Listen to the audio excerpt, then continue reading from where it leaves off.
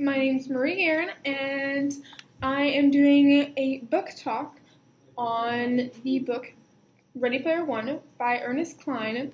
His other books include Armada, a novel, and The Importance of Being Earnest. This book is about a boy, Wade, otherwise known as Parzival, with a troubled childhood who finds happiness in a virtual reality game called Oasis. This game is his life. He attends school through it and spends all of his free time in it, whenever he's not eating or sleeping. When the founder of the game, James Halliday, dies, a video of him is released revealing the details of an Easter egg he has hidden within the game that will give the player the fortune of a lifetime, as well as the game Oasis itself.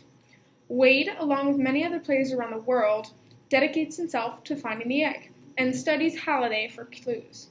This book is about his search for the egg and what he accomplishes along the way. The main characters are Parzival, Artemis, spelled with 3, H, Shoto, Dato, and Sorrento. Parzival is the protagonist of the book, the boy who spends his time dedicated to finding the egg. Artemis is Wade's crush, and she has also dedicated herself to finding the egg. H is Wade's best friend, and has also dedicated himself to finding the egg. Shoto and Dato are brothers who have teamed up to find the egg. Sorrento is the antagonist of the book and holds a high-up position in IOI, one of the companies who has dedicated itself to finding the egg so they can revel in the fortune they'll gain.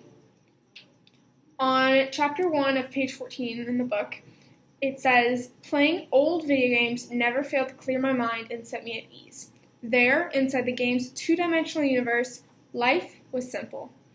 This passage shows how Wade really feels at home when he's in his virtual universe versus reality, and how that puts him at ease.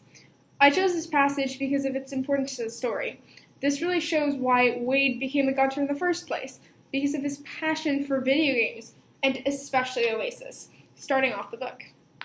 In chapter 36, pages 348 to 349, it says, "I never would have gotten this far on my own. I need your help." Wade has always prided himself on being solo and trying to find the egg, but by the time he reaches the third gate, he knows he must enlist the help of the other finalists if he wants to beat the Sixers to the egg. He comes to a point where he discovers that collaborating with trusted friends will make or break the victory against the evil Sixers, and he asks for help, something he's never done before.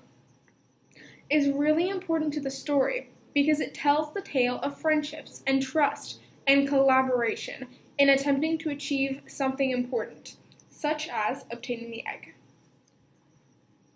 Personally, I really love this book because I understood Wade and his need to escape the harsh reality of life and his want for the escape into something else. And that's something I have empathy for, in that I feel the same way. This book has really made an impression on me because of Wade's need to escape from his life and how I personally can relate to that.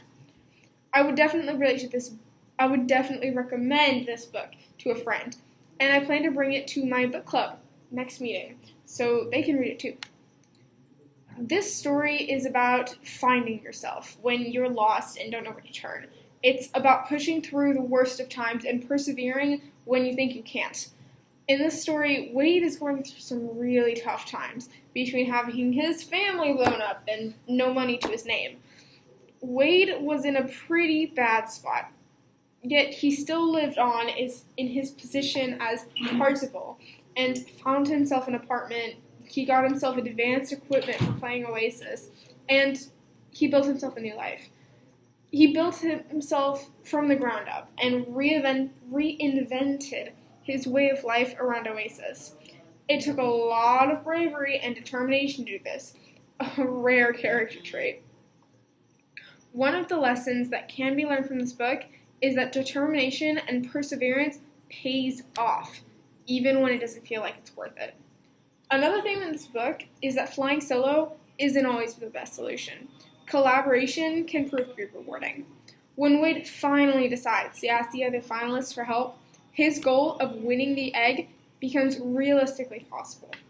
Without the help of the other finalists, Wade would have never beaten the Sixers to the egg.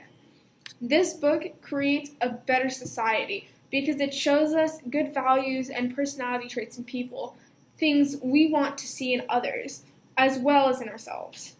It highlights our interactions with other people by showing us how we act with other people, and why that's bad or good.